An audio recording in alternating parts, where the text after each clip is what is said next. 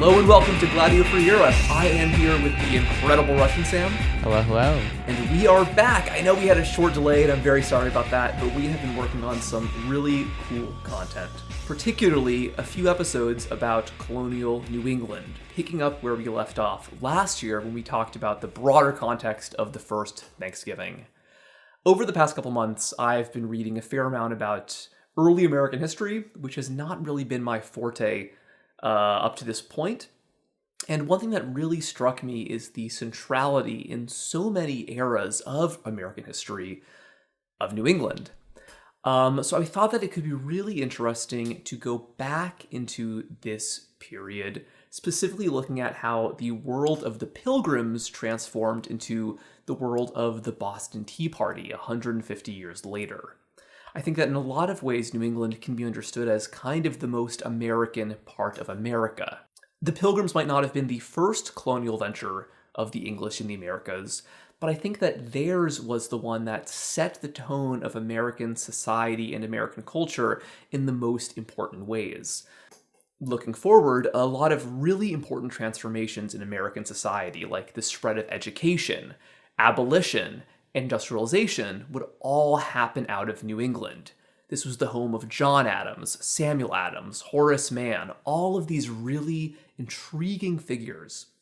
And I think that if we want to understand New England as this engine of American history, we gotta go back to the beginning, after the first Thanksgiving. In this episode, we're going to go over the middle of the 17th century in New England, looking at events like the Pequot War, leading toward the much more deadly King Philip's War. These would see great transformations happen to colonial New England society. And I think that to begin, we should look at the first great transformation of the world of the Pilgrims that we described in our previous episode. So let's go to 1622, a year after the first Thanksgiving, when the great Squanto lay dying. He's better known to English speakers as Squanto, but just a very remarkable man. Can't get around that fact. He lived one of the most exceptional lives of the 17th century. So just to refresh everyone's memories, he was a warrior from the Patuxet tribe of Massachusetts, possibly a Pnice, who were sort of the knightly class. He was captured as a young man by English explorers around 1614, and he was brought across the Atlantic, first over to Spain, and then, after being miraculously rescued from slavery by a bunch of Spanish priests, he ultimately made his way over to England, where he lived for some time in the home of a London merchant and informed prospective colonists about the life in the New World. Eventually, he was able to secure passage back to his home country in 1619, only to find that his entire community had been wiped out by disease. Across 1620 and early 1621, he became a captive of the powerful paramount sachem, or chief, called Usamequin, also known by his title, the Massasoit. This was the leader of the Wampanoag people, one of the many political confederations that were present in this region, which, again, to remind our listeners, had a bit of a structure not dissimilar to the heptarchy, where you had all of these different competing chiefdoms, sometimes allying with one another, sometimes warring with one another in an attempt to define these constantly shifting boundaries. Right. So the Massasoit, he was the leader of the Wampanoag people, and when Squanto returned, there was a whole hullabaloo with the circumstances of his return. But long story short, he became a captive of the Massasoit. There was another captive being held by the Massasoit at this point. This was a man named Samoset from the Abenaki people who lived up in Maine, who also had their encounters with the English. And Samoset, because of this, learned a bit of the English language. Less than a year after his return to New England, Squanto learned that a group of English people were attempting to permanently settle in New England in the exact same Patuxet territory where he grew up. And so, in one of the most incredible moments in early modern history, after deliberating about the proper course of action, the Massasoit decided that he would make contact with the newcomers. He sent out Samoset to visit the Pilgrims' village and to assess their intentions. Famously, he wandered into the Plymouth colony and declared, "Welcome, Englishmen," and asked them if they have any beer to share with him. We spoke in our previous episode about how the arrival of this man was a genuine miracle to the Puritan settlers. Squanto was dispatched to Plymouth as well after Samoset made first contact, after which point the Massasoit saw fit to make an appearance. The incredible grace and generosity showed to the newcomers, particularly by Squanto, helped to ensure the survival of the Plymouth colony and had huge implications on the course of American history. Because initially, the English were very few in number compared to the Wampanoag and the neighboring tribes like the Pequot and the Narragansett, that they weren't considered an existential threat, unlike these other tribes, which in the context of these constantly shifting boundaries could pose a threat to the power of the paramount sachem of the Wampanoag, the Massasoit. So Squanto helped to negotiate a trade and protection pact between the Massasoit and the Puritan leader Edward Winslow.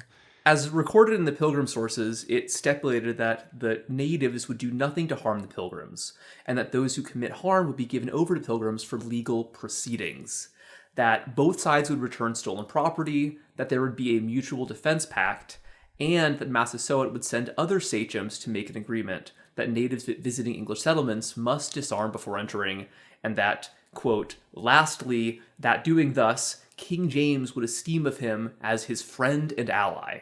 Yeah, there are really a number of problems with this treaty because it survives to us only in the Pilgrims version, and the linguistic difficulties really shouldn't be overlooked. None of the Pilgrims had time to learn the local languages, and very few of them ultimately would, and at this point, Samoset and Squanto's English was still rusty. It's probable that both sides went away from the encounter with different ideas of what they had agreed to. It seems unlikely, for instance, that the natives would agree to not harm the English without a stipulation giving them the same guarantee. The extradition clause was never successfully implemented, and in fact, attempts to do so would be one of the triggers for King Philip's War.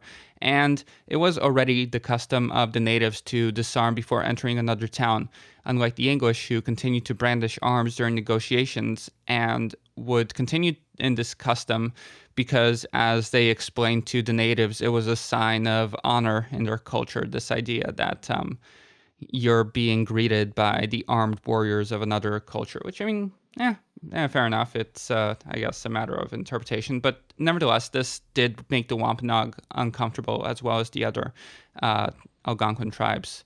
But the last clause is particularly problematic and subject to interpretation because what would it mean for the Massasoit to be considered a, quote, friend and ally by King James?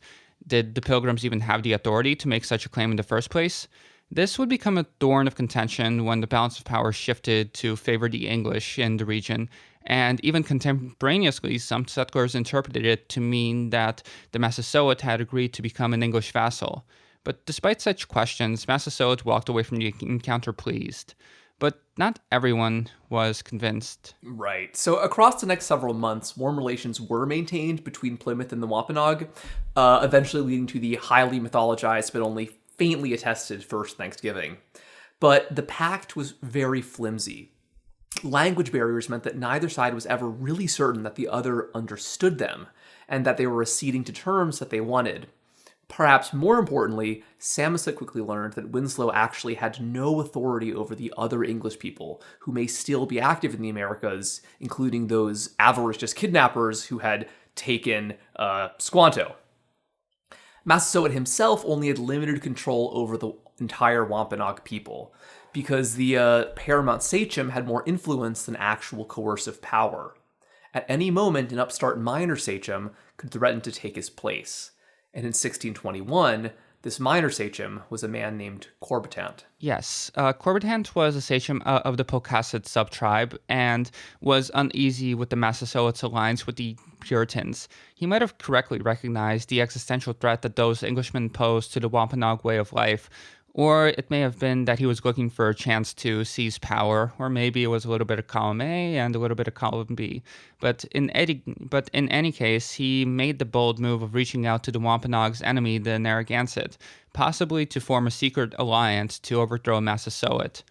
The Pilgrim leader Edward Winslow described the situation in his pamphlet Morse Relation thus, Corbitant, quote, sought to draw the hearts of the Massasoit subjects from him, speaking also disdainfully of us, storming at the peace between the Wampanoags and us, and at Squanto, the worker of it.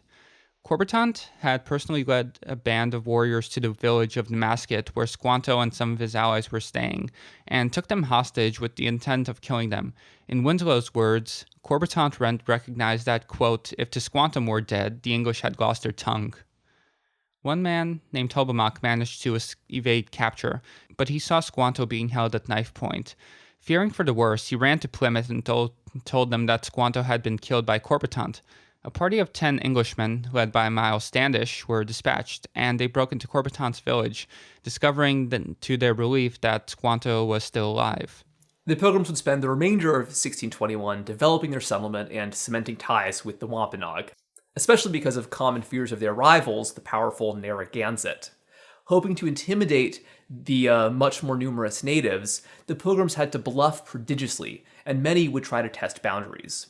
This was a really important element of local hostilities because the natives had a large repertoire of antagonistic actions they could take without resorting to warfare, and the English wouldn't understand this for quite some time.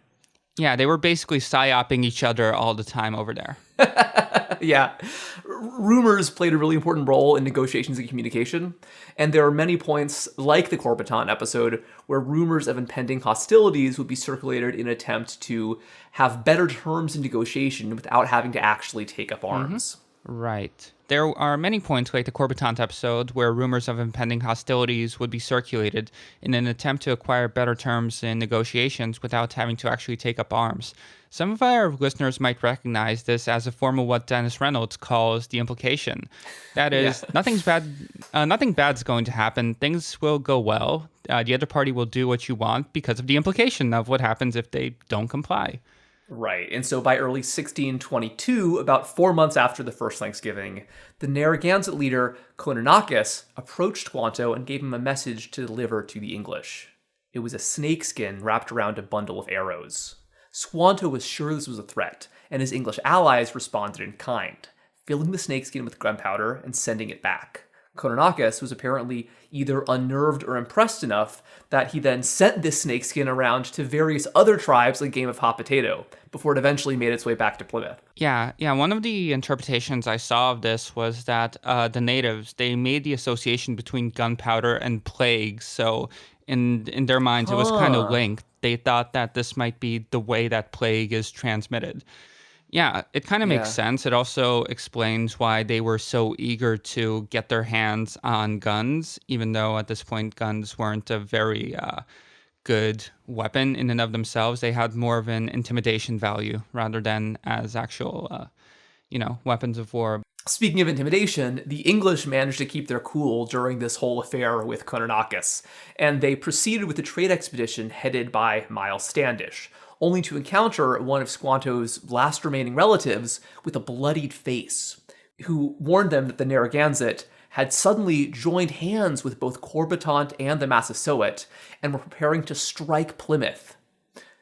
Squanto's ally Hobomok was asked about this, and he assured the English there was no real plot. It was just a rumor. But even though the trade expedition was completed without any further hiccups, this would lead to some new tensions between the Pilgrims of Plymouth and really all Native Americans, not just the Narragansett. Mm-hmm. Right. And so after this scare, it seemed that the peace would prevail, but any peaceful relations between the Pilgrims and the Indians, including both the friendly Wampanoags and the more dangerous Narragansett, entirely rested on the skills and apparent beneficence of Squanto. And to the great tragedy of all, by November 1622, Squanto was aboard an English ship, dying of an unknown disease. William Bradford recalled in Of Plymouth Plantation, quote, Squanto fell ill with Indian fever, bleeding much from his nose, which the Indians take as a symptom of death, and within a few days died there, desiring the governor to pray for him, that he might go to the Englishman's God in heaven, and bequeath sundry his things to his English friends, as remembrance of his love, of whom they had great loss.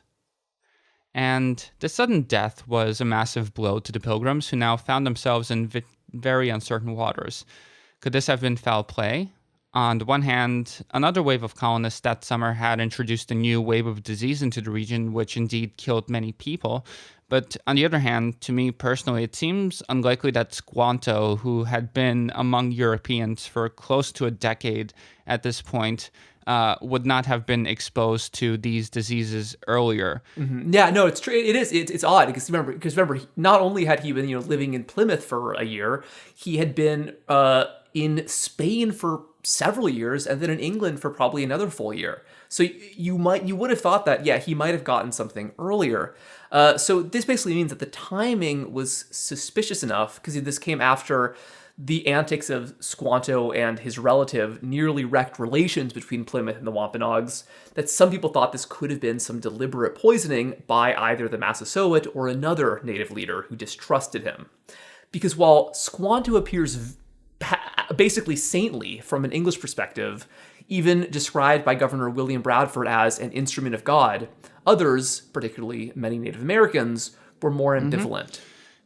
Edward Winslow penned a second pamphlet called Good News from New England, which picks up right about where Moorish relations ends, and that provides some really interesting insights into early colonial attitudes about Squanto and the Native Americans more broadly.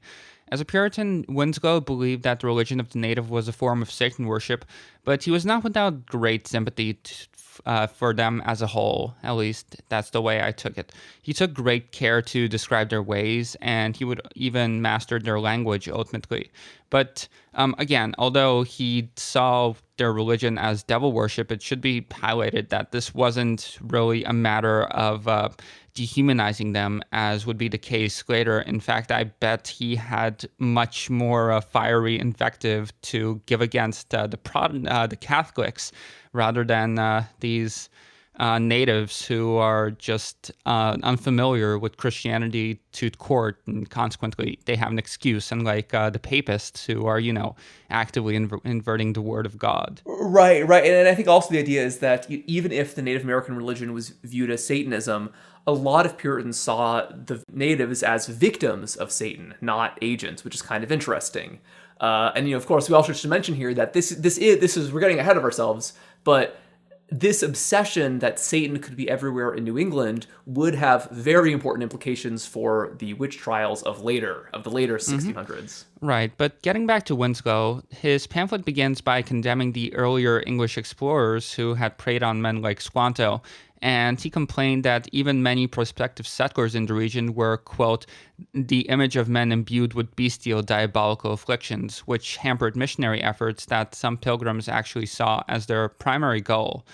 But speaking on Squanto directly, Winslow's assessment was much less flattering than Bradford's. To quote from him again, "Thus by degrees we began to discover Squanto's ends were only to make himself great in the eyes of his countrymen, by means of his nearness and favor with us, not caring who fell, so he stood. In the general, his course was to persuade them that he could lead us to the peace or war at his pleasure, and would oft threaten the Indians, sending them word in a private matter that we were intended shortly to kill them, and thereby he might get gifts to himself to work their peace." Right. So basically, the idea is that it's like he was just in it for himself, and that he was, stirring up trouble between the Pilgrims and the natives just so he could take credit for stopping a war. It's kind of a funny, very kind of modern, I think, perspective on him. Yeah, and Winslow goes even longer than that. The passage is quite lengthy, so we had to truncate it a bit. But he's basically saying in this passage that he thinks that Squanto is actively trying to subvert the rule of the Massasoit so that he could take his place. Mm-hmm. So that just gives you an idea of the political environment of this region at the time. You have people like Corbitant, you have people like Squanto, and all of them are trying to do their little tricks and schemes to end up on top. Right. And I think that unfortunately for Squanto, he might have been at a disadvantage as a schemer because he was essentially a foreigner in this society. He was not a Wampanoag. He was from the Patuxet tribe that basically no longer existed. And so this meant that not only was he never fully trusted by many Englishmen like Winslow, he was never fully trusted by many native peoples either. I think that the fact that he was an orphan is really essential because this personal tragedy made him an unknown quantity in a society basically defined by kinship. Even the Massasoit regarded him with suspicion, and it's hard to know how voluntary his relationship with the Massasoit was, because it began with captivity. And, captivity leading to indefinite service, possibly slavery, is going to be the focus of the second half of this episode. Right. And all of this is to say that even though Squanto was absolutely essential to maintaining good relations between the settlers and the natives, there were those on both sides who were not particularly sad to see him go. Not long before his death, the Massasoit had demanded Squanto's head because of the perceived scheming in the Narragansett scare that we described earlier. The Pilgrims refused to surrender him, so it's not impossible to believe that the Massasoit could have ordered his poisoning some months later, if that's indeed happening. But again, we just want to highlight that this is purely speculation because so much time has eclipsed. We have no way of knowing what exactly went down. What we do know is that the death of Squanto was this great symbolic turning point in the history of New England. Because while natives and settlers would live side by side in New England for hundreds more years, and still do in a sense, the period after 1622 transformed the relationship between natives and white settlers, generally leading towards increased hostility and conflict, and eventually, by the 1630s, the realization that the English were gaining the upper hand. I think that the most important factor here was actually not anything that was done by the Pilgrims of Plymouth, but instead the arrival of other whites, not just from other parts of England, but even from other European countries. Because in 1624, 30 Dutch families landed at what is today New York City, then of course New Amsterdam. Colonial director Peter Minuit famously purchased the island of Manhattan from a group of Lenape people for 50 guilders, which is about $1,000 today. This meant that peoples like the Wampanoag, Narragansett, and also the Pequot of Connecticut now had a new colonial entity to reckon with on the other side of their territory. Plymouth colony continued to grow due to its pretty fast rate of natural reproduction as well as the arrival of new settlers, but after 1628, the real game in town was Massachusetts Bay. Because a new group of English Puritans founded their own colony of Massachusetts, which was legally separate from Plymouth and much larger. And then things really took off in 1630 when a ship called the Arabella, led by Governor John Winthrop, headed an entire naval flotilla bringing 700 colonists, thus immediately tripling the English population of New England. The Massachusetts Bay Puritans had some slight religious distinctions from the Pilgrims, who actually did not call themselves Puritans. The Pilgrims were identified as Puritans later by historians. And that while Pilgrims were mostly from central England, especially this small town called Scrooby, the Puritans were mostly from East Anglia. And the great tome of modern colonial cultural history, Albion Seed, goes in great length about the ways that the particular regional habits of East Anglia would go on to define the culture of New England. It's pretty interesting. It's a real doorstopper, but it's a good book to check out.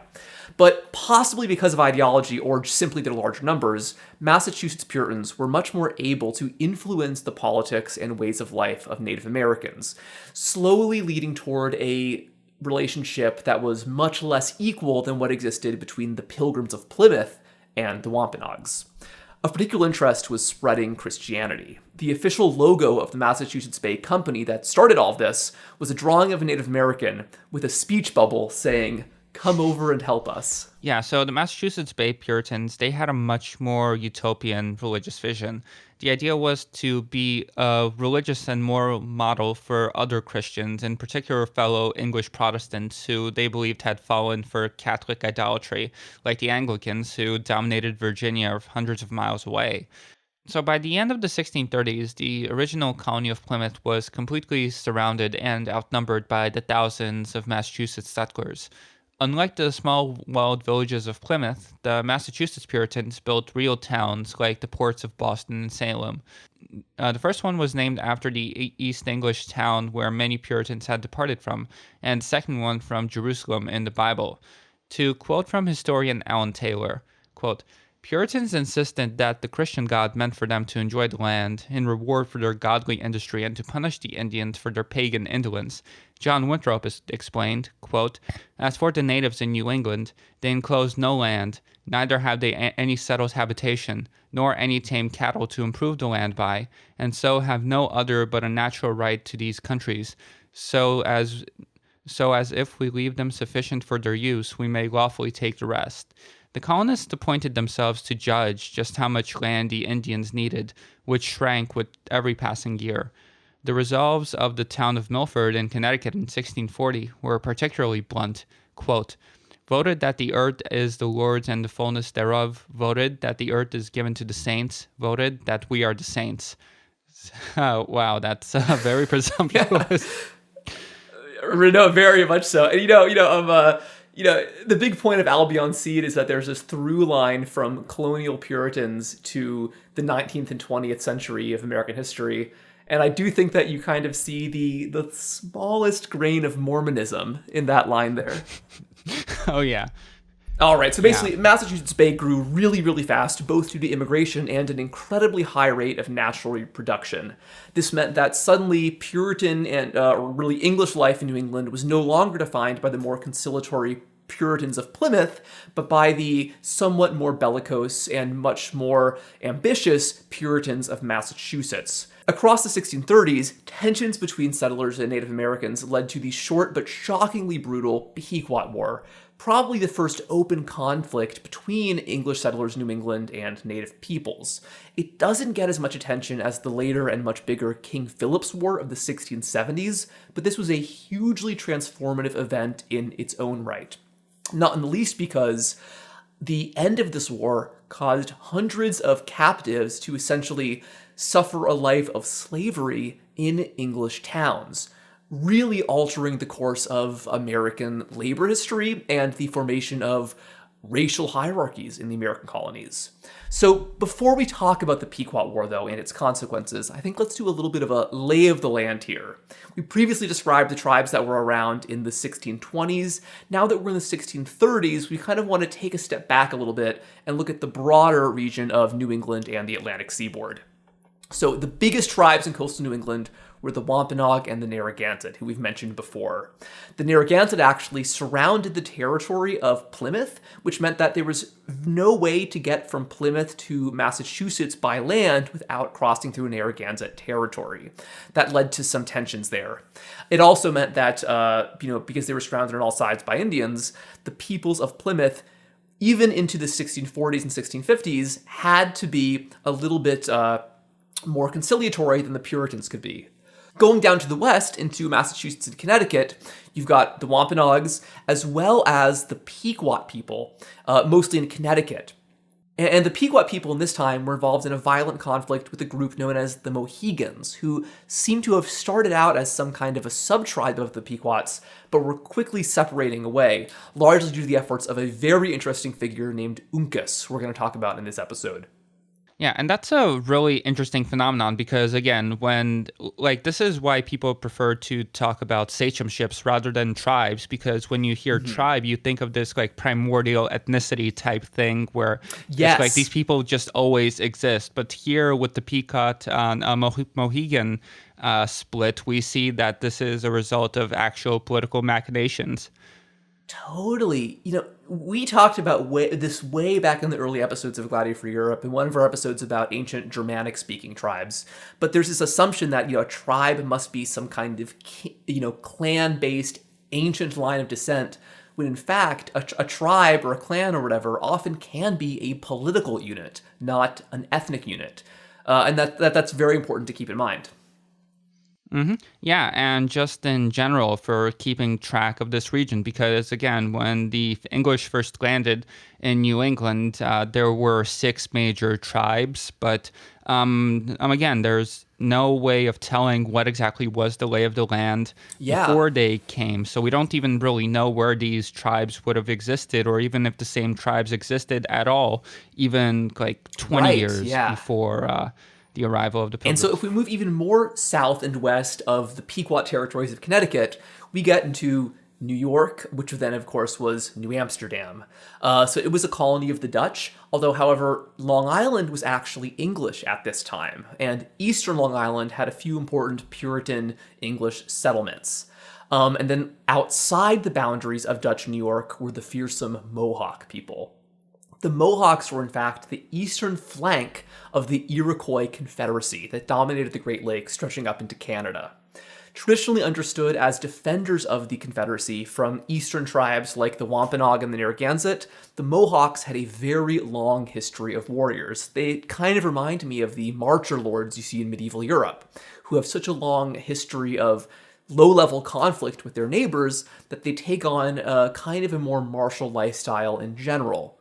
The Mohawks were known to extort other groups for tribute in slaves, in food, to the extent that apparently many Mohawks were full-time warriors who did no farming at all. They simply relied on other tribes to basically act as their serfs. It's very interesting and kind of unfortunate relationship. Yeah, very Spartan dynamic almost. It is, yeah, very much so.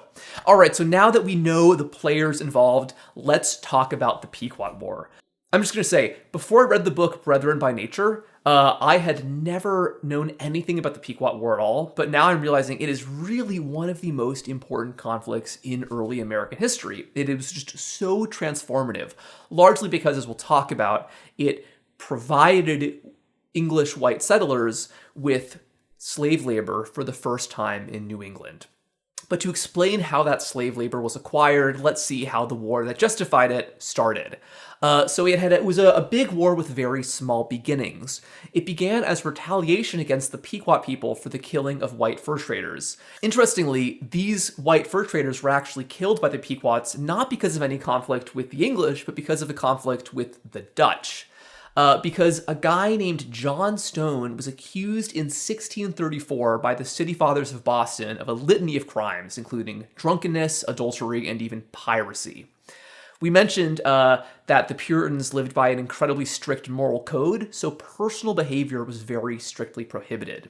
Any white colonists who violated these norms, including transgressions as small as simply being an unmarried man or being an unemployed man, would be given the choice to either accept indentured servitude or exile. This guy, John Stone, chose exile, so he initially left Boston for the West Indies.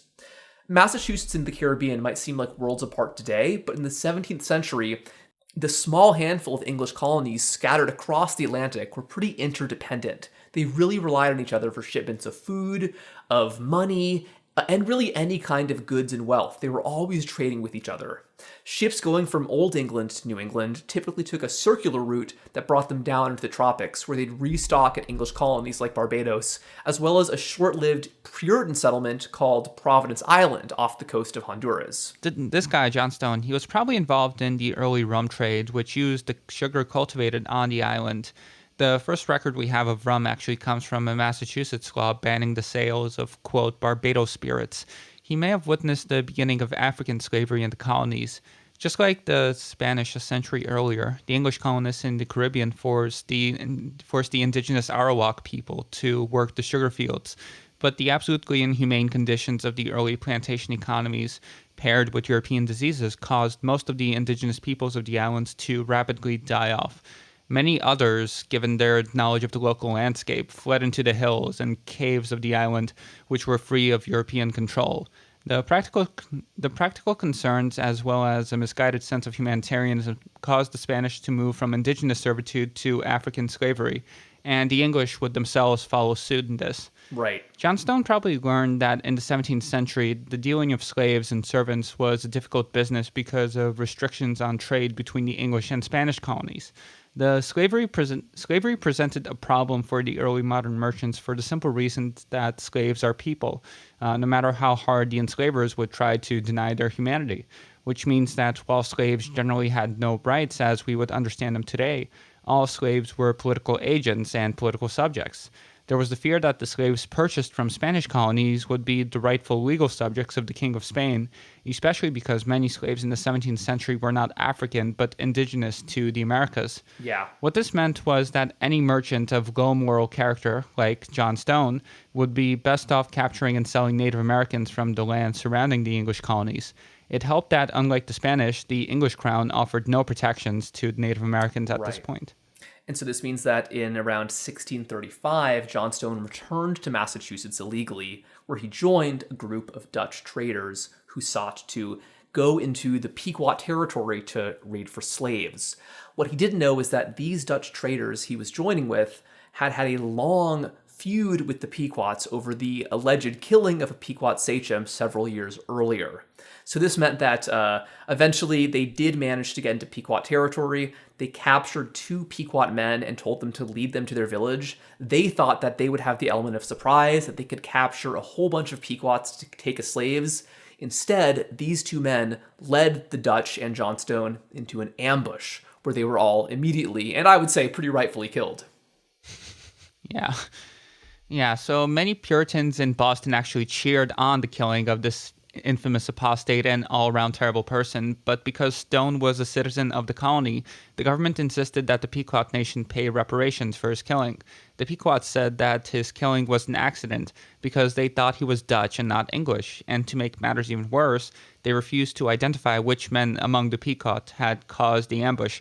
So again, this idea being originally that there would be extradition between the English and the various native nations in the case of crimes, which was always a very tricky subject because no one was particularly keen on giving up their own people to these foreigners to be tried under foreign laws. Totally. And also, I do want to underscore here, though, that I completely agree that this is a really interesting sticking point, but it also shows that the English were still basically working in a largely indigenous dominated legal system. You know what I mean? Like, New England was not theirs to dominate. Like they had to work with the Native Americans' rules, even if they didn't agree with them. Mm-hmm. I'm at this point, at least. But yes. And basically, as we're going to see, after this war, and particularly after King Philip's War, that would completely change. Yeah. But the balance of power has not yet completely tipped into the English favor. Yeah, this war was also notable because it was the first time you saw a confederation of all of these different English colonies coming together for the purpose of war. Up until this point, this was a massive sticking point because they all wanted to maintain their autonomy. But when this war broke out, they finally saw that they needed to have some kind of overarching organization to make sure that they're all fighting on the same side, which helped to clarify the strict boundaries between Native and English. Right. And so very shortly after the killing of John Stone, another Puritan exile, a guy named John Oldham, was also killed by Indians from an unknown background. However, it was on an island. They knew it happened on a place called Block Island in Rhode Island, and whoever killed him then retreated to Pequot territory. And once more, Pequots refused to surrender whoever killed this guy. This is where the war really began. So a small army of Englishmen traveled to Block Island to take revenge, but they discovered that the island's native inhabitants had mostly escaped. They destroyed whatever buildings they could find, killing at least one Native American in the process, and then learning that where the people who had killed John Oldham had gone, which was Pequot territory. An army of 100 Puritans was then assembled to attack Pequot villages, killing an unknown number of people. In response, the Pequots immediately besieged English forts in Connecticut, capturing any settler who strayed outside. Initially, it seemed that the Pequots probably thought they had the upper hand because it seemed initially that, it was just them versus this small number of English people. But then the Pequots realized that actually the white settlers would not be their only enemies in this war. Mm-hmm. Right, because not unlike the start of World War I, this outbreak of war between the Puritans and the Pequots activated a very complex chain of alliances and reignited ethnic tensions that had existed since long before the colonial era. This meant that the English had unexpectedly 2 powerful allies. The first were the Narragansett, who had previously been the enemies of the Pilgrims of Plymouth, but trusted the English more than they trusted the Pequots. And second were the Mohegans, who any listeners from the tri-state area might recognize as the present-day owners of the closest casino to New York City, the Mohegan Sun.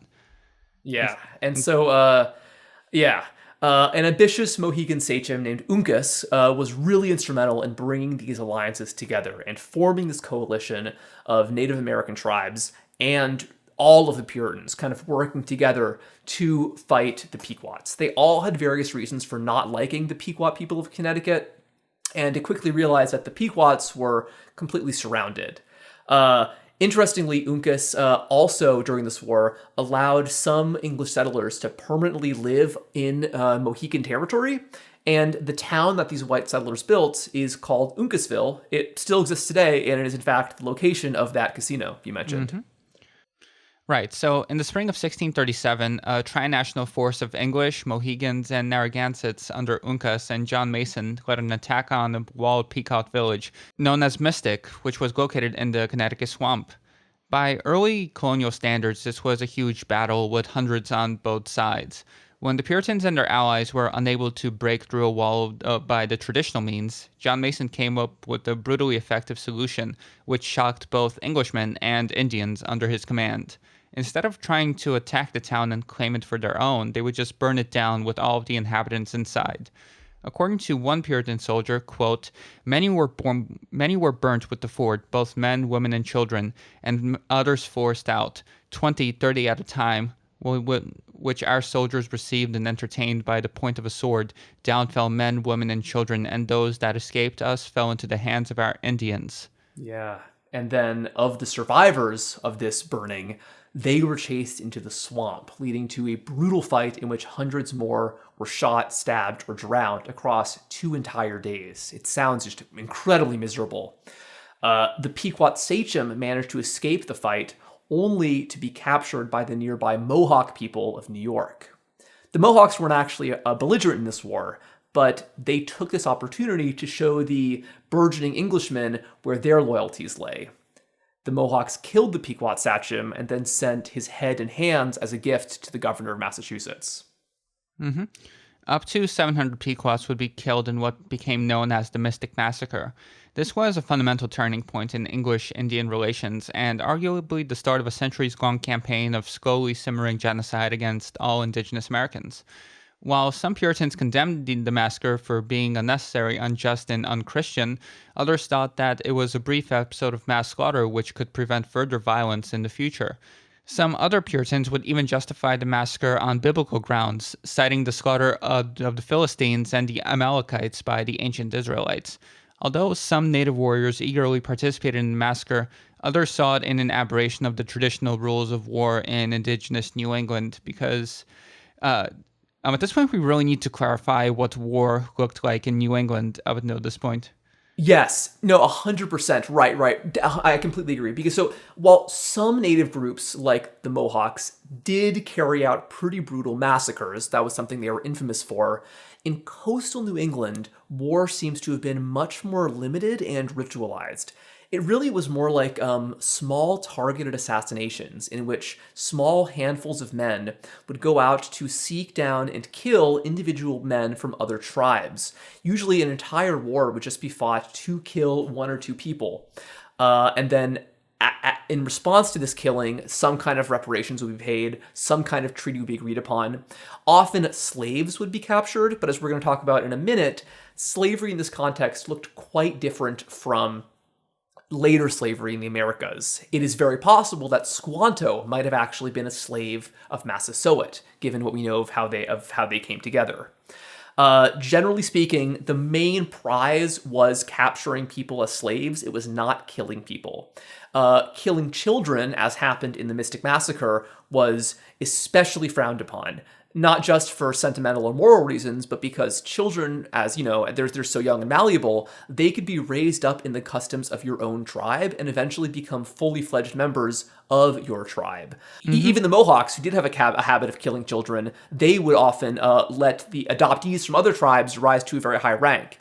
It seems that the famous Mohawk leader Joseph Brant from the subsequent century, his parents were actually adopted or kidnapped from the rival Huron tribe, but he was able to become chief of the Mohawks. So this kind of shows it's a very different attitude towards captivity, towards violence, and towards warfare. Right. And I know we generally don't talk about current events on this podcast, but I was just reading an article earlier today as I was preparing for this episode that sort of gave me chills to think about the parallels. Namely, The Guardian just released an article talking about the kidnapping of children from Ukraine into Russia, which, according to some Russian sources themselves, they say that like 700,000 Ukrainian children have been taken back to Russia, and most of those are never repatriated back to Ukraine. So it just makes me think, is this also the future of warfare, where because of the dwindling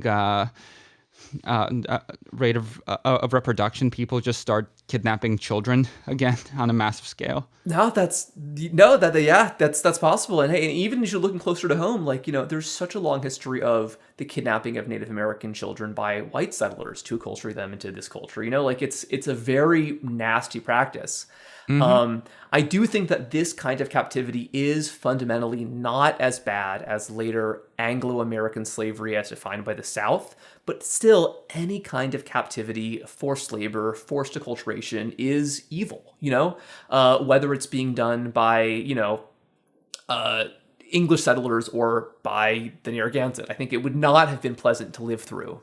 Yeah, no, absolutely not. Right. But I think the big difference, though, is that kind of slavery treats human civilians as a prize, which for economic reasons must be preserved. So the sudden and shocking English habit of killing civilians was not just a moral abomination, it was economically not very good sense. Right. And at this point, we should just make clear that, of course, not all English were down with this. Right. In fact, up until King Philip's War, there was a very strong sense in the English discourse that they were more civilized than the Papist Spanish. And so this idea of the Black Legend, as it's called, which the Spanish love to complain about, this idea that the Spanish were particularly brutal in their dealings with the Native Americans.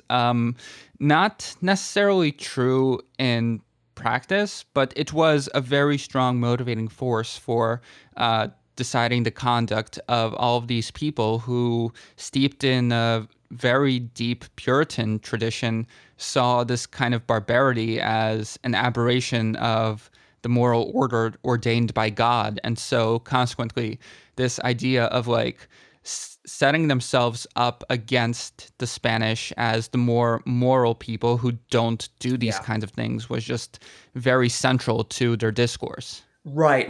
Yeah, and I think that a general trend, I think, in human history more broadly that you start seeing here is just the fact that the reason why these people were killed is because from a Native American economic perspective, it was very important to keep these people alive. But I think that from the white settler perspective, the lives of Native American civilians were not of much interest to them, and that they made this brutal and horrific calculus that, killing a huge amount of civilians right now to end the war would be worth potentially fewer English casualties later down the line. It's, not to bring up current events, it kind of makes you think of the atomic bombings of Japan in a sense.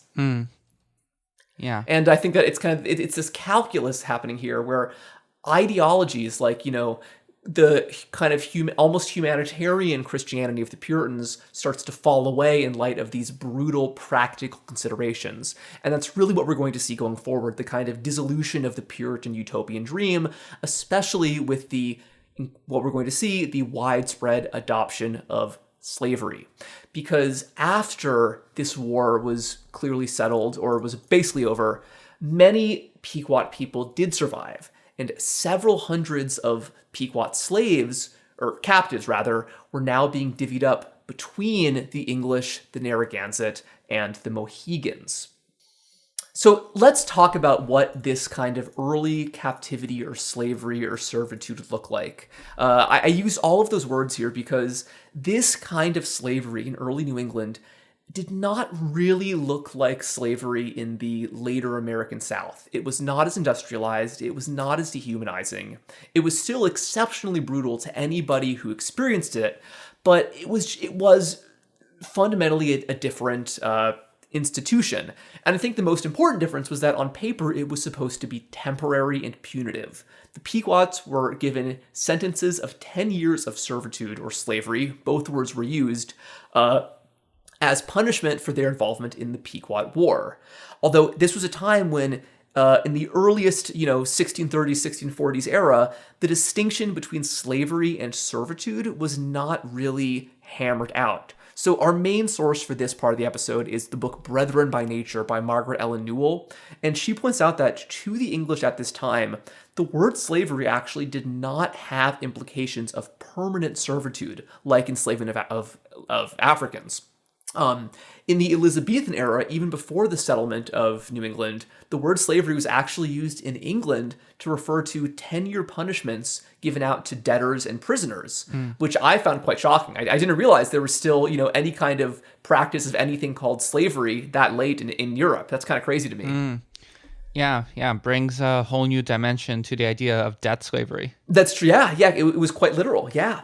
And but suddenly, hundreds of Pequot captives are being given their own sentences of slavery that initially probably were understood in the context of this less dehumanizing English system of slavery, but across this 10-year span, across the sentences that these people were given, attitudes towards slavery and servitude began to change. And really, it seems like with every passing year, slavery became more intrinsic to the New England economy.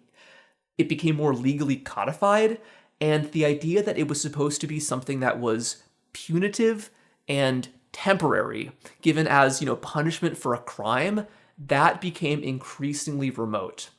One thing also that Newell makes a really big point about in her book is that many people today associate New England with yeoman farms, with abolitionism, with progressivism, but we are projecting later economic and social aspects of New England onto the past. Because by the middle of the 17th century, New England was a society with slaves just as much as Virginia was.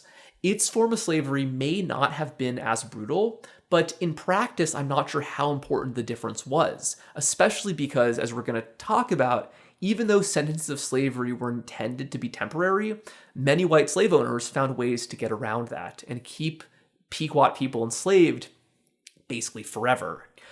We're also talking about not a huge percent of the population here. I think that roughly 10% of the New England population in the 1650s were indentured servants or slaves, and of that 10%, the vast majority were white. But many of them were, in fact, captive Pequots, who, as we're going to see, were treated significantly worse than white indentured servants, especially as time got on, and the social distinction between whites and Indians became wider. Right. So, again, this is not something that looked like what we came to associate with American chattel slavery, the African model, because there was no total dehumanization. These sentences of slavery were supposed to be temporary, and serious efforts were made to assimilate the captives into white society. So, not unlike the native sachems adopting the children of their enemies, the Puritans would forcibly baptize and educate their slaves in the hopes that they could become allies in the broader New England colonial project. The Puritan slave owners would even make an effort to form political marriages between their Pequot slaves and free people of other tribes, hoping that this would bind the tribe to their own household. But on the other hand, any kind of forced unpaid labor is inhumane, of course. So while many white Englishmen were forced into some kind of bondage in New England, the Pequot captives experienced significantly more prejudice and received significantly less sympathy. Additionally, the religious and social differences between the Pequot and the English societies made slaves choose between violating their closely held taboos or being savagely beaten by their captors for non-compliance. Yeah. And that's also kind of a very important aspect of this, was that the English way of life was not just foreign to the Pequots, it was offensive. It was seen as vulgar and shocking to their sensibilities.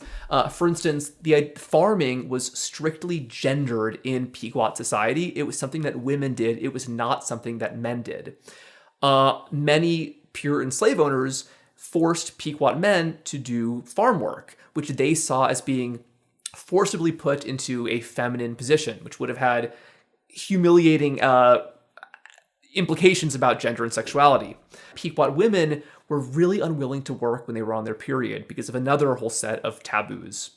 And then additionally, completely harmless Pequot practices like singing at night were banned by the Puritans as, too satanic, essentially. And any Pequot person who resisted would typically be whipped. But we should mention, though, that actually whipping was not the worst punishment available to a Pequot slave. Instead, it was sail abroad.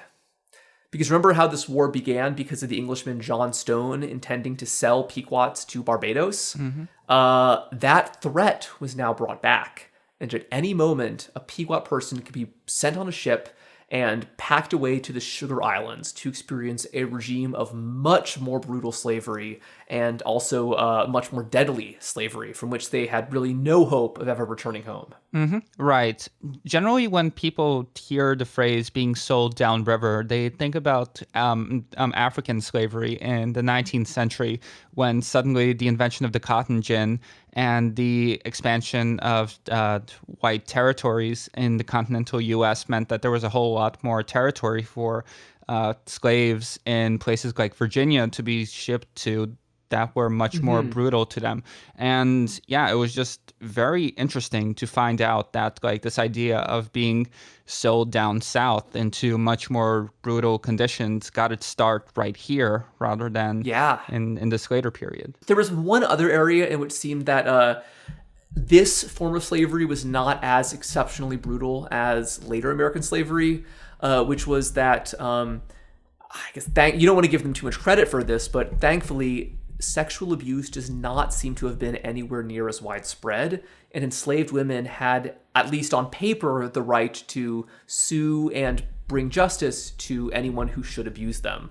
We have several court cases involving allegations of abuse by slaves against masters. So on one hand, clearly this existed. So there was an ability of horrific abuse in this system, but unlike later American slavery, it was illegal, and people who committed it could face some repercussions. And I think that more broadly, this shows that in this early form of slavery, where it's based on this punitive model, slaves were still seen as human. Even if they were not citizens of New England, they were foreigners living within New England society, they still had some rights and protections under New England law that would have been alien to enslaved people in 19th century South Carolina. And, kind of on this topic, probably more common than outright sexual abuse would have been unequal relationships, coercive relationships between enslaved women and New England men. We have a few records of intermarriage between Pequot women and Puritan men that probably began through slavery. I think it might have happened basically that, a woman saw that, she would be given the choice, she would be given this opportunity of freedom, but only if she chose to marry the man who enslaved her, which is really not really a great choice to have, I would say. And I think, given the context, this could not be a truly consensual relationship. Any enslaved women who had children, whether inside or outside of marriage, would be punished for that.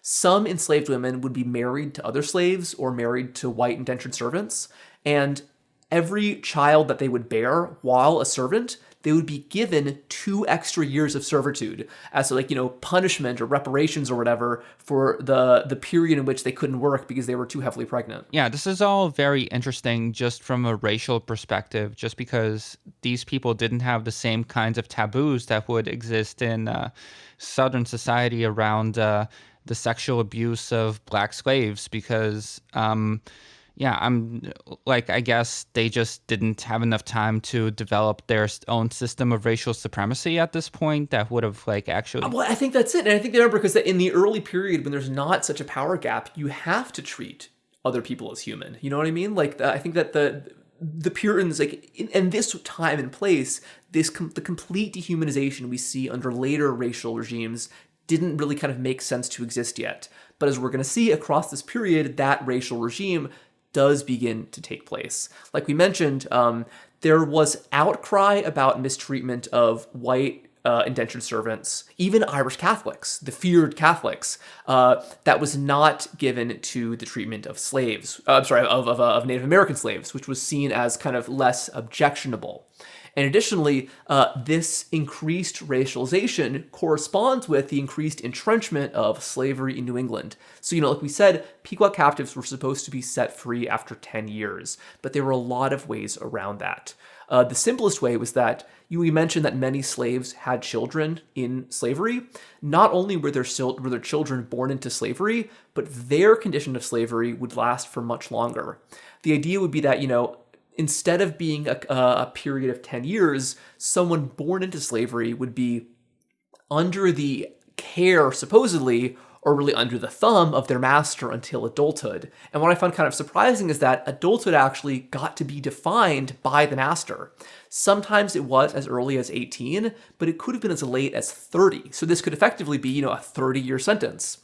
Additionally, if anybody born into slavery got married and had children while still a slave, those children would also be slaves until up to age 30. So we start to see this intergenerational cycle of enslavement, which becomes a very important part of the later American history of slavery.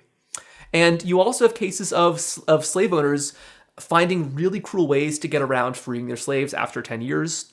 Some of them actually, this is horrific, but they would simply, when the time was about to run up, they would sell their slave to Barbados, where the Barbados slave masters didn't care at all about how much time these people had left.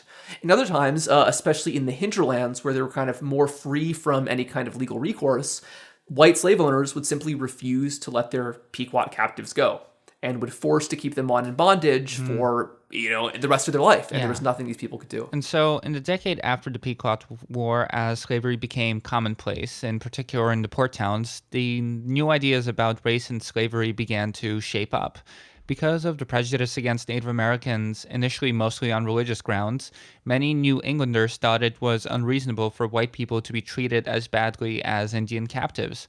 So white indentured servants outnumbered Indian slaves by at least 2-to-1 in this period, but generally their condition improved across the middle of the 17th century. With the outbreak of the English Civil War, there would be huge implications for New England, and this brought the Puritans to the forefront of Old English society. Many prominent settlers went back home to be part of Oliver Cromwell's new Commonwealth, while others went in the opposite direction. Cromwell's government deported many captive Irish and Scottish people to the Americas, most famously to Barbados, but also to New England. And so, although Irish Catholics were feared and reviled by the English Puritans, possibly second only to the pagan Indians, and maybe in some cases even more so, the Puritans were unwilling to, at this point, treat their Irish indentured servants with the same level of condescension and violence as the Pequots. I would guess that this was because the English were so outnumbered by the Pequots. They saw the Irish as a potential demographic ally. And despite the complete intolerance of Catholicism, the Irish were still Christian and could be more easily acculturated into evangelical Puritan values. So they obviously looked more like the English than the Pequots did, but maybe even more importantly, they arrived speaking English. Right, and so individual New England towns began passing laws protecting Irish and Scottish indentured servants, but conspicuously excluding Native Americans. Additionally, although intermarriage seems to have been pretty common between servants of all races, it was increasingly discouraged across the 17th century and eventually would be banned outright in New England in the 18th century. But really, another key element in the 1640s that did not define New England so much, but still deserves mention, is the enslavement of Africans.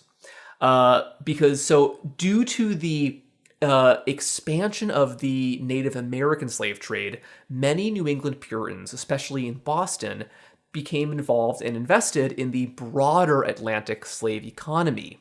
We start to see small numbers of New England merchants take ships directly to Africa to purchase African slaves to bring to New England. African slaves were generally more vulnerable socially than Pequots because they had none of the meager protections given to citizens of Native American tribes. One fundamental problem with Pequot captivity was that many Pequots had political or marriage ties to other tribes that the English had treaties with. So there was some fear that if you treat a Native American slave too bad, some group could basically intervene on their behalf to protect them.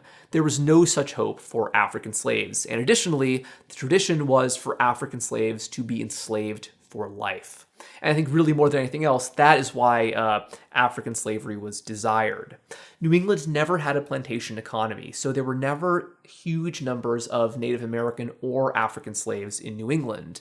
But low levels of slavery were very important to society, especially for the wealthiest New Englanders. And, for this wealthy New England elite, it was like a drug for them. They got one little taste of slavery after the Pequot War, and then they were hooked. And so really for the next 70 years, slavery of both Native Americans and Africans would increase, despite the initial thought that this slavery would have been a temporary 10-year thing. Because 20 years after the Pequot War, slavery has become now more commonplace, not less. Mm-hmm. Yeah, this was a brief period when Boston became a real center of the Atlantic slave trade, where human beings would be both imported and exported through its harbors. The arrival of so-called seasoned slaves from Barbados had a chilling psychological effect on Native Americans, because their stories of utter depravity of Caribbean slavery intimidated the native captives into not misbehaving or attempting escape. Any indiscretion could lead to sale in Barbados. And so in the 1640s, a war fought by Uncas and the Mohegans against the once allied Narragansetts produced even more slaves for the Puritans. And now with the increasing entrenchment of permanent African slavery, the permanent enslavement of Native Americans became less objectionable. As a result of the increased random enslavement and increased white encroachment, many Native Americans in coastal New England began to retreat farther from the colonies towards the mountains of Vermont and New Hampshire, or in the territory of the Mohawks. This demographic shift both enabled further white settlement of inner New England and increased the ancient ethnic tensions between the Mohawks and the peoples of New England. There were also further waves of disease ripping through Native American communities, particularly hitting the captives and hundreds of free Indians living within white society. Right. And this is really a fundamental change here that, we talked about how for up until this point, the English were basically a small population, but now the English were rapidly growing. From 1620 to 1670, the white population of New England grew from just a few hundred, maybe about 1,000, to 54,000. Meanwhile, the Indian population of coastal New England shrank from 150,000 to less than 20,000. A lot of this was emigration. It was not just from death, not from disease or violence, but it still shows this complete demographic transformation with really serious political impacts. Now, instead of being outnumbered by the natives, the English outnumber local Native Americans 2-1. Any child born either into a white family or a native family in the time of Squanto would have seen their world completely transform across this 50-year span. The English had gone from a tiny tribe enmeshed in the pre-Columbian political structure into a small but rapacious military hegemon capable of bullying neighboring tribes to feed their slave addiction. But now, as their numbers grow and more Native Americans flee into Mohawk territory, the white English had become completely dominant over the coastal New England region. Mm-hmm. Native Americans appeared to have a choice before them. Either accept servitude toward the English and in the process likely abandon their freedom and their religion and their way of life, or resist even if they no longer had any numerical advantage on their side. Because what the natives did have was a knowledge of the territory, and by 1670, a deep understanding of English psychology and tactics.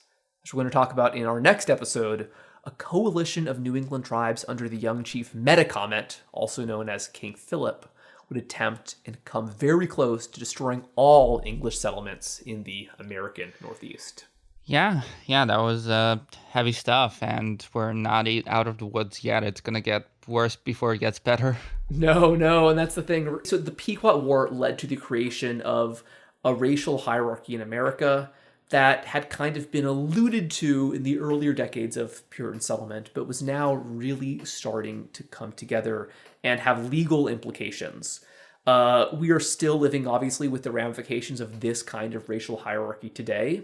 And as we'll see in next week's episode, it was really King Philip's War that gave the English this idea that they could be living in essentially a whites-only society. They no longer needed to rely on any kind of Indian labor or Indian goods, so they could force out as many Native Americans as they could. It's a movement from a society that is not simply white supremacist, but white exclusionary. It's a movement from exploitation to genocide, I would argue. So we're going to we have some more unpleasant discussions to go through. But I think it's really important to go over the ensuing history of English and Wampanoag relations. These people and the horrible things that happened to them do very much deserve to be discussed and documented. Perhaps especially because New England in its later history was so remarkably progressive. And I think this is a really strange and fundamental distinction here, that the part of the country that prides itself on being the birthplace of abolitionism, that does deserve some credit for being a very important fight in the destruction of enslaved labor in the South, did have its own history of slavery in the colonial era, both through the mass enslavement of Pequot peoples and other tribes people, and also the enslavement of Africans, and the involvement and financing of the slave trade in the South. I think that, that's kind of the thing with American history, is that basically, in this complicated system of hierarchies and exploitation, really almost nobody has their hands clean. Even groups that you would not expect to be involved in slavery were enmeshed in an economy that slavery was a fundamental part. And I think that we see an example of this in colonial New England. This was not a slave society in the way that Barbados was a slave society, but it was very much a society with slaves, in which many white people benefited in various ways from terrible enslavement. This form of enslavement might not have been as brutal as the enslavement we see later in the American South, but it was still really bad to live through. And I think that the fact that it's such an under-discussed aspect of New England history makes it particularly interesting. I don't think there's really any effort to sweep this under the rug, but I think that people's preconceived notions of New England as the home of the, small yeoman farmer, of Harvard, of John Adams, I think that's so strong that it's easy to forget the kinds of exploitation that might have actually existed. Yeah. Any further thoughts, Sam, as we wrap this one up? Yeah. So, thank you, Liam, for finally pushing me to get back into this topic after it sat derelict for over a year. It really is fascinating history. And again, we just don't really go over this stuff in schools at all, except in the most cursory matter. I once again like to underline just how historically contingent all of this was. Like, right. This was not a preordained outcome by any sense of the imagination. Again, the Plymouth people themselves were quite friendly to the Massasoit, and within his own lifetime, he was able to maintain pretty good relations with them. But just because of the circumstances, because of all of these different kinds of people with different ideas of what their religion meant, or if their religion mattered to them at all, were suddenly competing in this space and entering into market relations rather than the earlier form that the Plymouth colony would have had to adhere to. It meant that suddenly just the window of possibility was slammed shut, but it wasn't it didn't have to be that way. No, absolutely. And then we got to mention here that always, both on the Native American and the English side, there were dissenting voices in all of this. And I think that the question of why those dissenting voices were not able to be heard, I think is really important. And I think it gets to some very kind of cold questions and calculations in American society, basically. I think it fundamentally comes down to the search of profit, of free labor, of short-term gains of any kind over any kind of moral clarity or any long-term vision of what kind of society you're trying to create here. Because again, I think the fact that these Puritans of all people who were doing this, these are the people who truly believed they were building the most virtuous society of all. They recognized correctly that Spanish exploitation of Native Americans was horrific. Yet they seem to see absolutely nothing wrong with not only recreating Spanish systems of Native American exploitation, but even copying the most horrific aspects of Caribbean slavery. I don't know. It's like it definitely makes you. Some people have a very negative view of Puritans. Some historians have kind of a more positive view of Puritan society as kind of proto-egalitarian, proto-liberal almost. But I think this episode is showing us Puritan society at its worst. And we'll have more of this next time as we get into King Philip's War. Which both of these, the Pequot War and King Philip's War, I think, are horrific events, but are really important into understanding why this country we live in is the way it is. All right, well, thank you guys for joining us for this one. I promise we'll have some more fun episodes in the future, but this is a really interesting topic, and I'm glad we went through this one, man. Thank you, Russian Sam. This was Important to get through. Yep. Bye.